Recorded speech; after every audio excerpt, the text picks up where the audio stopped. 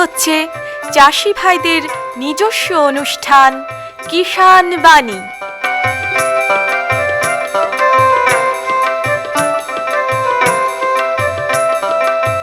কৃষি, মাছ চাষ, প্রাণী সম্পদ উন্নয়ন, সমবায়, ফল চাষ, কৃষি প্রযুক্তি, পলুপালন, গ্রামোন্নয়ন এ সব কিছু জানতে শুনুন কিষান বাণী।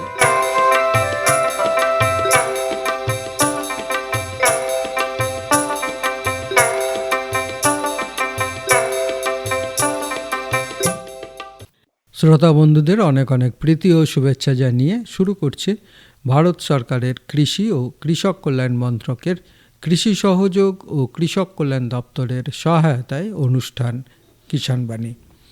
আজ কিষান বাণী অনুষ্ঠানে আমরা একজন প্রবীণ কৃষক বন্ধুকে পেয়েছি, মাইনুদ্দিন দফাদারকে। মাইনুদ্দিন দফাদার এসেছেন হরিহরপাড়া ব্লকের ভবানীপুর গ্রাম থেকে। নমস্কার মাইনুদ্দিন দা। নমস্কার। মাইনুদ্দিন দার বয়স কত হলো? বয়স তো 73-74 চলছে। 73-74 চলছে, হ্যাঁ। মানে 70 পেরিয়ে গেছে। হ্যাঁ হ্যাঁ, এখনো চাষবাস করছেন? সমানে চাষবাস করে, এই তো গাছে আম পাড়ি সব, আমি গাছে ওঠেন? হ্যাঁ হ্যাঁ। আম বাগান আছে কি? আছে, আম বাগানও আছে। সে নিজে উঠে আম পাড়েন? হ্যাঁ হ্যাঁ, নিজে আম পাড়ি। তো কি জাতের আম আছে সব? এই আমরুপলে টামরুপ সব আছে, সব ছোটখাটো গাছ, খুব বড় খুব গাছ না, ছোটখাটো গাছ উঠে আম পাড়ি। না তাহলেও এই 73 বছর বয়সে আপনি হ্যাঁ হ্যাঁ উঠে আম পাড়ছেন, চাষবাস করছেন, এটা শুনে খুব ভালো লাগলো। আমাদের খুব ভালো লাগছে যে এই বয়সে যে এখনো মানে সজীব আছেন আপনি। চাষ কি করেন? চাষ ধরেন পাট আছে, বিঘে 3 পাট আছে, আর ওই পুষ্করণী আছে একটা ছোট। আচ্ছা। ওই পুষ্করণীতে মাছ টাছ আবাদ হয়, চাষ হয়। পুষ্করণীর পাশে লেবু গাছ আছে পাড়ে। হ্যাঁ, পুষ্করণীর পাড়ে পাড়ে। হ্যাঁ, আচ্ছা।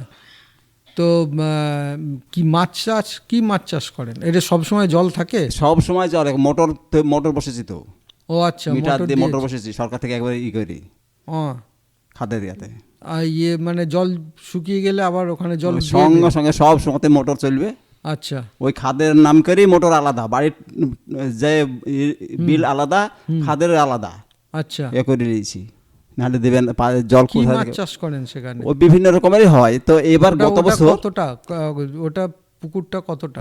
ওই 10 কাঠা ছিল, আর একটু বাড়ি দিয়েছে, কাঠা 15 মতন এখন হয়েছে। কি করে বাড়ালেন? মানে মাটি কেটে সাইডে থেকে মাটি কেটে বিক্রি দিয়েছি, মাটি কিছু কিছু সাইডে করে দিয়েছি। আচ্ছা, বাঁধিয়ে দিয়েছেন কিছু।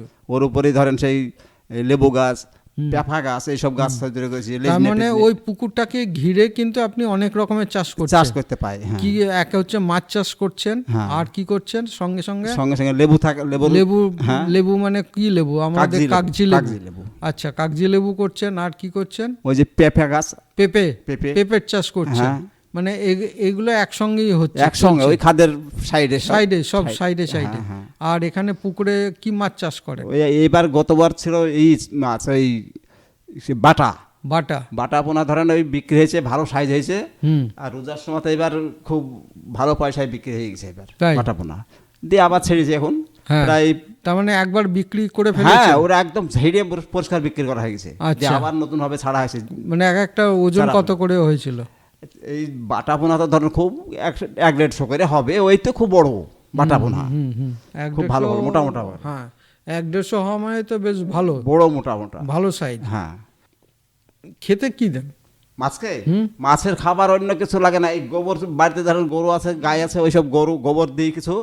আর ওই পোলট্রির পায়খানা পাওয়া যায় সাইডে, গ্রামে অনেক পোলট্রির চাষ করে, সেই সব ওই বস্তা এসে সাইডে করে দিই, কিন্তু বেশ ওতেই ভালো হয়। খুব ভালো হয়। কোন সময় ডিম পোনা ফেলেছিলেন না ওই ফিঙ্গারলিং? ডিম পোনা বলতে গেলে চারা, হ্যাঁ, ওই ডিম বলতে গেলে ধানি পোনা মানে 1 গিরেও পর্যন্ত ধানি পোনা। হ্যাঁ, সেইগুলো ফেলেছিলেন? কতটা ফেলেছিলেন? 5 কেজি ফেলা হয়েছিল, তার মধ্যে চারা তুলে বিক্রি করা হয়েছে। চারা তুলে মানে ফিঙ্গারলিং বিক্রি করেছে? হ্যাঁ, এই জালি একবারে ফেলা হয়েছিল, তারপর একটু বড় হয়ে গেল, সেগুলো মানে 1 আঙ্গুল যখন হয়েছে, হ্যাঁ, তখন তুলে বিক্রি করে দেওয়া হয়েছে। দিয়ে ওগুলো কমিয়ে দিলেন। হ্যাঁ, কমিয়ে দিয়ে এখন হালকা ছিল, ওতেই ধরেন মাছগুলি খুব বড় হয়ে গেছিল, ভালো হয়ে গেল। তা কতদিন পর ফেলার কতদিন পরে বিক্রি করলেন? কিছু না হলে পরে মাস 6 তো থাকবেই, না হলে পরে তো বড় ধরনের শীতের সময় হয়নি। এবারে খুব শীতে তো একটু বাড়ন্তটা কম কম, হয়, কম হ্যাঁ, হয় একটু মাছে। কম হয়, খাবার দাবারও কম খায় একটু। আর এমনি পরিচর্যার জন্য করেন ওই জাল টানাটানি? জাল তো টানতেই হয়, ধরুন সপ্তাহে 2 দিন করে জাল টানতে হবে, নাহলে হবে না। হ্যাঁ, সপ্তাহে 2 দিন জাল টানতেই জাল হয়। টানতেই হবে। এবং রোগ টোগ তো কিছু হওয়ার কিছু বুঝতে পারেন বুঝতে পারা যায় না। আচ্ছা, যখন বিক্রি করেন তো কত করে বিক্রি করেন? এইবার ধরেন বিক্রি হলে 180 টাকা করে বিক্রি করেছিলেন। 180 টাকা কেজি। ওরা পাইকারি? ওরা ধরেন প্যাকেটে দিয়ে দিই ওগুলো। পাইকারি 180 টাকা 180 টাকা কিলো বিক্রি করেন? হ্যাঁ। আচ্ছা, আর এখন তো মোটামুটি প্রায় শেষ নাকি? হ্যাঁ, ও শেষ হয়ে গেছে, ওই রোজার মধ্যেই সব শেষ করে দিয়েছি, দিয়ে এখন চারা ফেলা আছে। আবার চারাপোনা ফেলেছে? হ্যাঁ। আচ্ছা, এও কি বাটা? শুধু কি বাটা? না, এবার বাটা ফেলেনি, এবার অন্য বাটা ফেলা আছে কিছু, আর অন্য সব রুই মিরকে আমেরিকান এইসব গুলো ফেলা আছে। আচ্ছা, কাতলা হ্যাঁ, এগুলো হ্যাঁ। সব ফেলা আছে, কাতলা মানে মাছ তো আছে। পাঁচমিশালি হ্যাঁ, একদম। 5 মিশালি এখন আছে। এগুলো আবার কবে বিক্রি করবেন? এই বর্ষার পরে? মধ্যেই বিক্রি করে দেবো। ও, দিয়ে বর্ষার আবার মধ্যে? ছাড়বো আরেকবার। তার মাছের মানে চাষ বছরে কবার করেন? 3 বার ফেলতে হবে আমাকে চারা। ও, বছরে 3 3 বার বার ফেলেন? ফেলতে হবে, না হলে পরে আমার কারেন্টের বিল দিতে পারবো না। এখন নিজে ধরেন কারেন্ট ওতেই পোড়াতে হয়েছে। তাও মোটামুটি কারেন্টের বিল কত আসে? এইবার নিয়েছি কারেন্ট। ও আচ্ছা, এই আচ্ছা। 3 মাস এই বিল ঢুকবে অল্প দিনের মধ্যে, ঢুকে পড়বে। হ্যাঁ, 2-4 দিনের মধ্যেই ঢুকে ঢুকে পড়বে। পড়বে বিল। ঢুকলে বুঝতে পারবেন কত বুঝতে পারবেন টাকা কিরকম কি বিল পড়ছে। লাগছে। আচ্ছা, জল কি প্রতিদিনই দিতে হয়? না না, প্রতিদিন লাগে না, যদি কমে যায় তখন দিতে হয়। তখন মানে গভীরটা খুব কম নাকি? গভীরতা গভীর খুব বেশি, তার লেগে জল কম লাগে।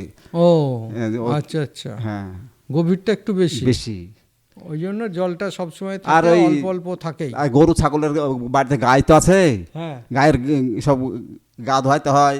আর নাচ ফাজ আছে সব, ওই সব গড়ি সব জলটা সব ওই পুষ্করণীতেই নামে সব, ধরেন। আচ্ছা, ওই তার লেগেই আমার জল সবসময় চালাতে দরকার হয় না। খুব কমে গেলে তখন দিতে হয়।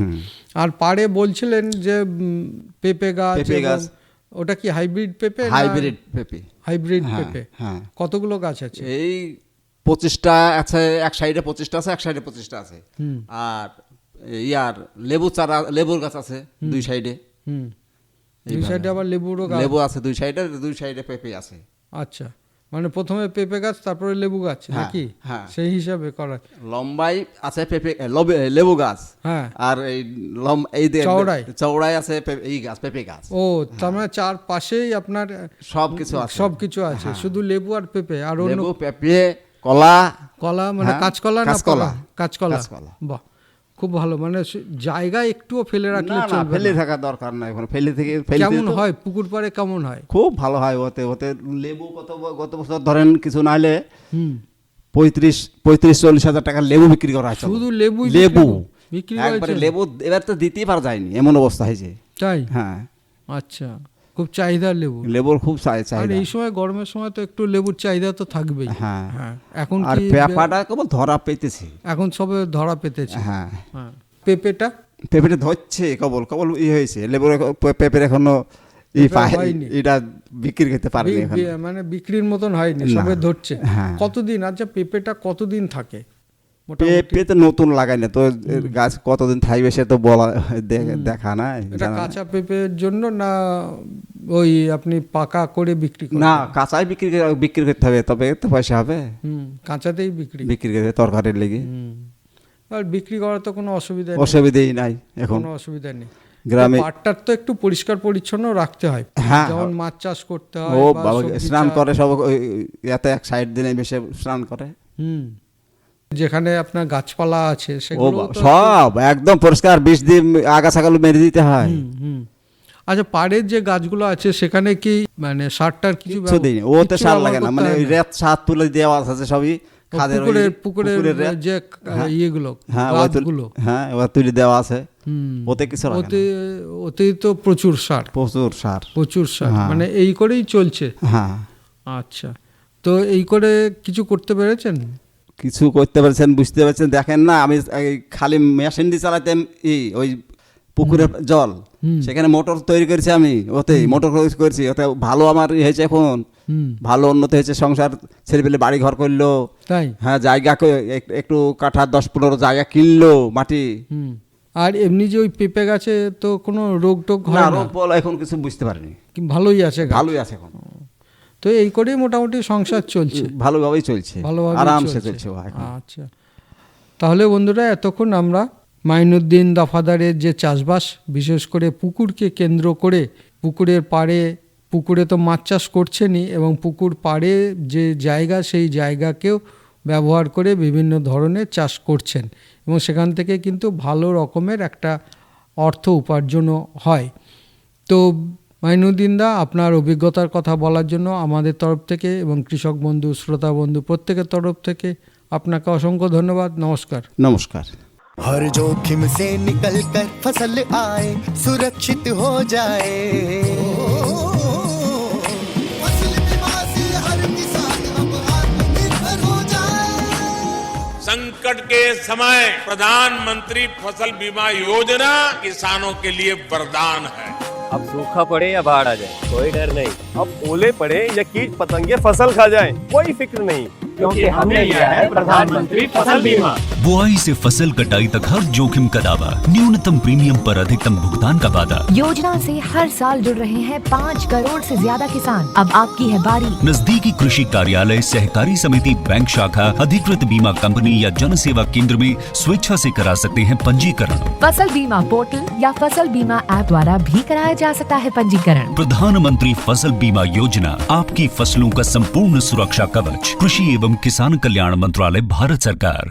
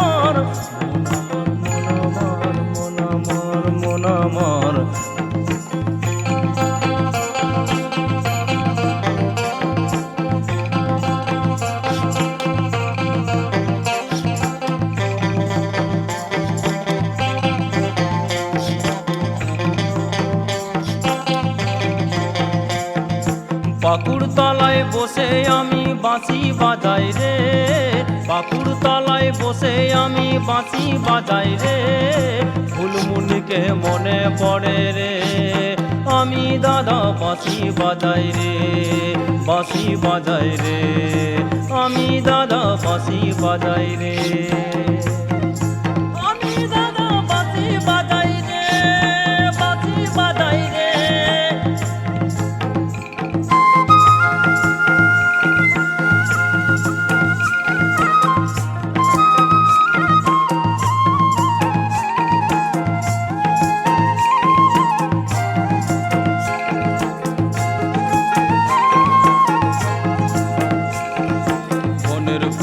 ডাঙায় আমার ঘর বটকে রে, বনের পুকুর ডাঙায় আমার ঘর বটকে রে, ফুলমুনিকে মনে পড়ে রে, মনে পড়ে রে, ফুলমুনিকে মনে পড়ে রে।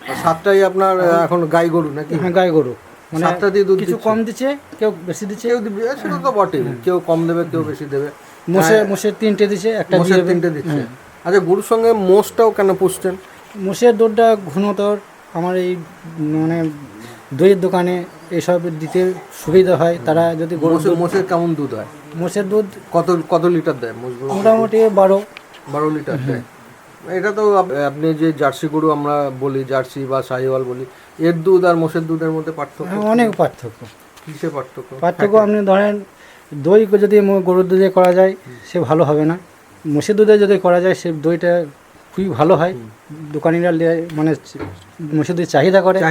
হ্যাঁ, মানে মোষের দুধের দইটা চাহিদা এমনি চায়ের জন্য দোকানে নেয়, গরুর দুধ হলে নেবে না।